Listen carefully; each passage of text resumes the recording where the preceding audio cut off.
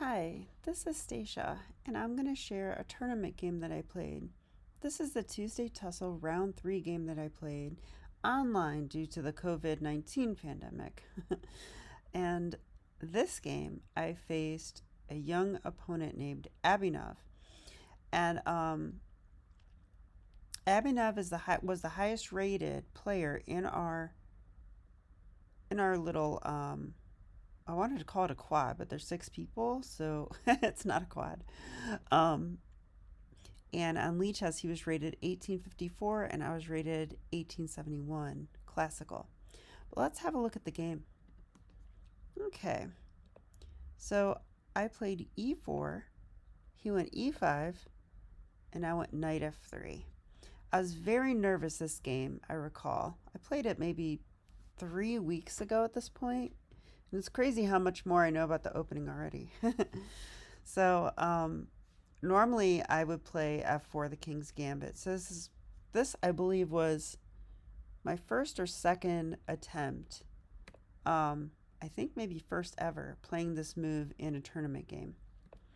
Okay, he went knight c6 as you would expect, and bishop c4. So this is the Italian game, and I was trying it out. And he went bishop c5. So here I played my preparation, which was the move b4. I wanted to go into Evans Gambit. Okay, and he took the pawn. I played c3. And now usually they retreat and go to this a5 square. But actually all of these moves are theory, including f8, which is pretty interesting. Abinov chose bishop e7. And this is called the Anderson variation.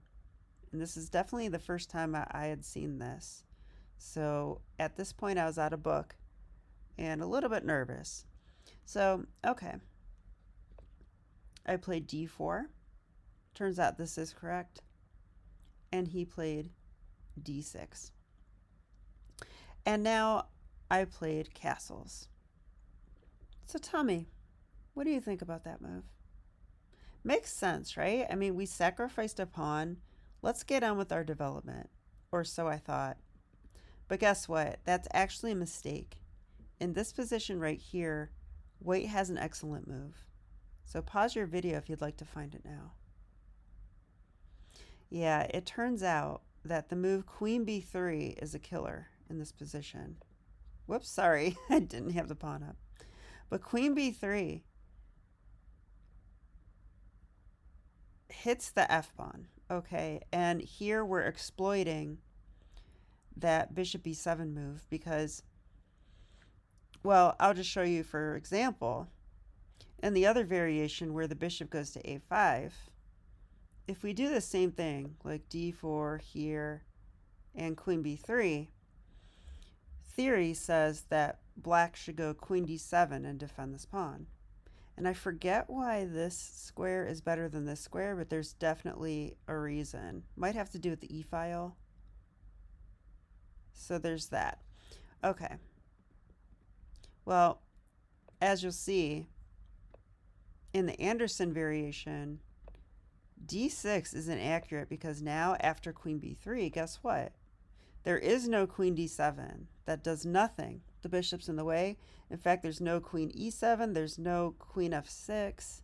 There's no knight h6. So all the ways that are normal, like castles even, there's no castles. All the normal ways of guarding this pawn are not there. And it turns out that the computer says black's kind of doing okay after king f8, but like, okay.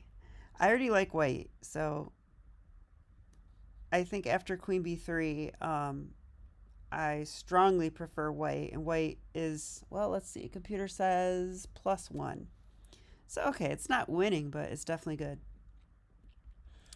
Okay, so it turns out that castles is a blunder. And, well, I guess if you choose the Evans Gambit, or Evans Gambit as they call it, you need to find precise moves in the opening, such as queen b3. And that's one of the main things I learned from this game. Because as you'll see, my chances to come back from here are close to 0. I'll show you what I mean. Okay, knight f6. This is a very desirable move for black. I already felt like I went wrong a little bit when I saw this move because I couldn't really figure out a way to punish this, and now black's one move away from castling. I went bishop a3, but this is, wow. Yeah, only 3 weeks ago I played this. Wow. I would never play this move now. This does nothing. This is usually a move you use to keep black from castling, but as you can see, there's a pawn and a bishop here. So I think I was just trying to get my bishop active, but he's already active on this diagonal. So I think that move was wasteful. If I could go back in time, I might try knight g5 and queen h5. Or I might just go knight bd2. Okay, but this was played in the game, and now Abinov castles, and if I had to guess, I would think that black's better now.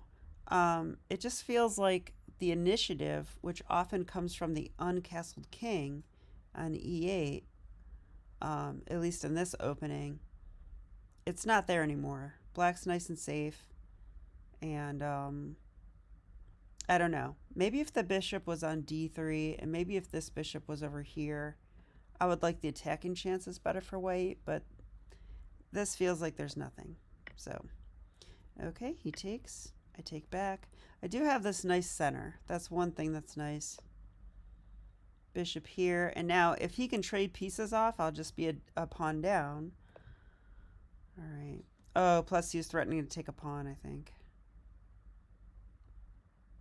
Let's see, was he threatening to take a pawn? I mean, if takes, there's knight takes pawn. And if takes, queen takes, then there's knight takes pawn. So yes, he was.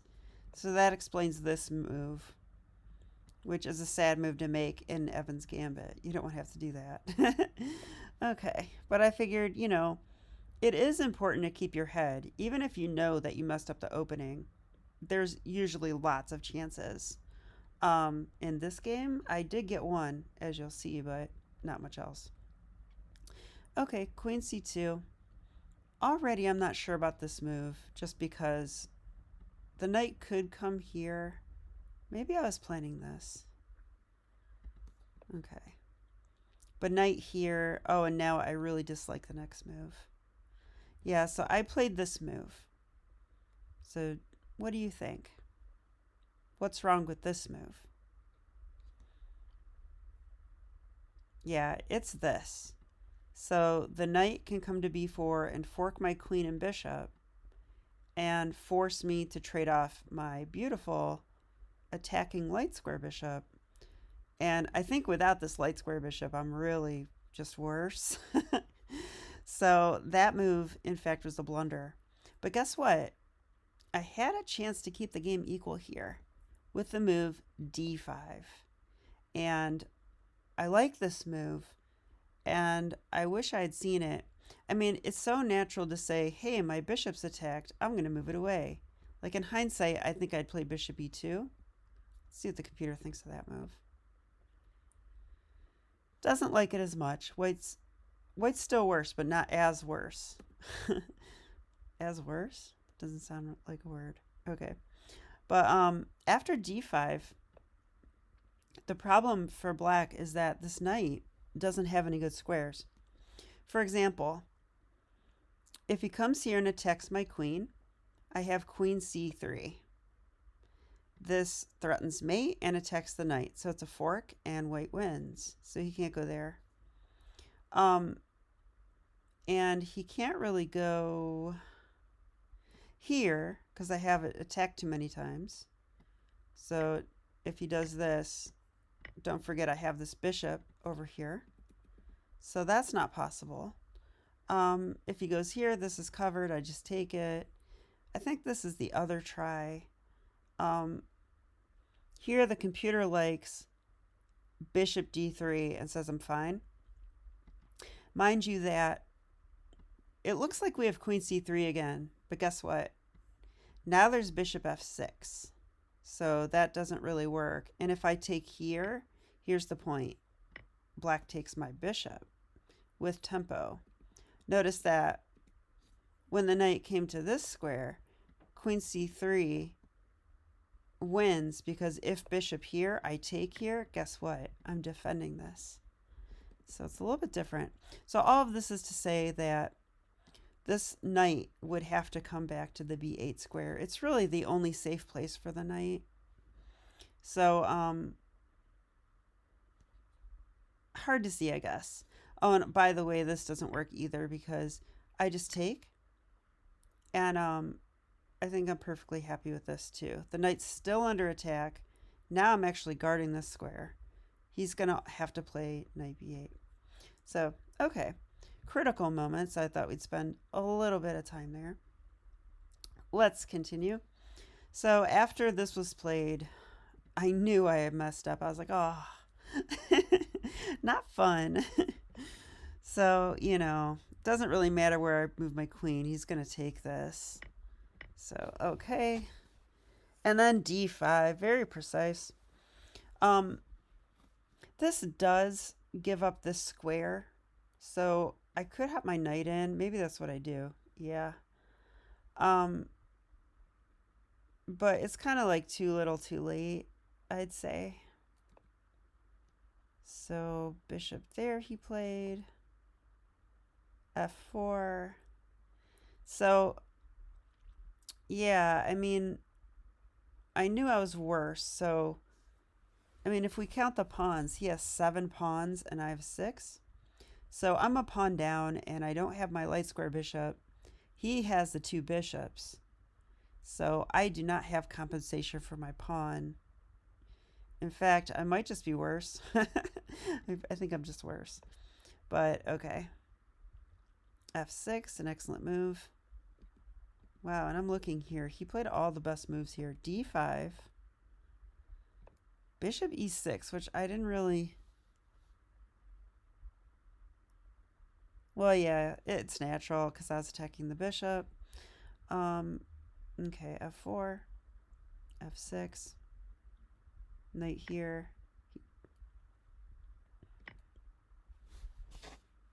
He takes. Oh, and this is a big blunder, actually. So here he found bishop c4, and that's a skewer. So game over.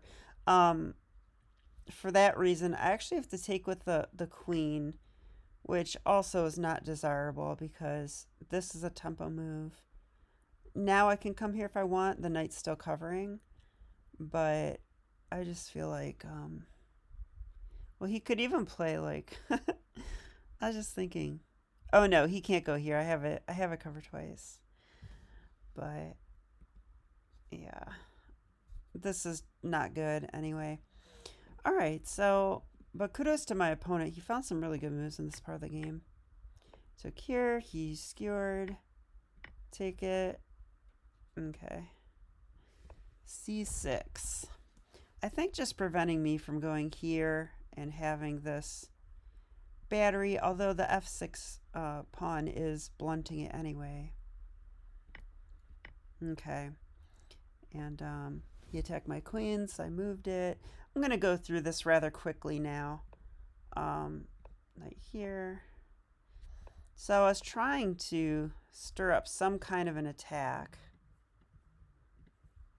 The queen is defending though, and I mean the rook can defend. I don't know. I was also trying to play bishop takes pawn due to the pin, but the knight covers. So he was seeing all my tricks. And I put the knight in here, but honestly, I saw that he could do this. It's just that, well, I'd say I was desperate. Rook takes knight, pawn takes, and then knight here. This forks. So he gave up the exchange. He gave it back. But now he forked, so he'll win it back again. And if we count the material, he's up 2 pawns. So I could probably resign here, but I never resign, as recommended by Ben Feingold. But I never did get any chances here. And eventually it's too much. The one plus side is that it's really hard for him to advance these pawns. But if he gets this move in, which eventually he will, or maybe he could just target this. Notice my bishop's the wrong color. I think that's kind of what happens. Yeah, so he got that move in first. Then, yeah, he's trying to maneuver so that he could attack that. Check. Yeah, and I thought, hey, I'll try to attack a pawn. Why not? But guess what? Fork. So that pretty much summed up my game. So a very painful loss for me, but I'm happy to say that I actually ended up doing well in this tournament. I won't spoil the result yet because I have 2 more games I'll be posting. And a new one has begun this past Tuesday, where guess what? I got this exact line and I played Queen B3. So I'll show that one last time. This is the takeaway, is that in Evans Gambit, you need to be extra precise. And here castles is a blunder because Queen B3 is a killer. And after missing this, I never really got, my advantage was gone and I never got it back. Like castles allows knight f6. That's why it's a blunder. Yeah. And now black's gonna castle. So anyway, I hope you enjoyed this analysis.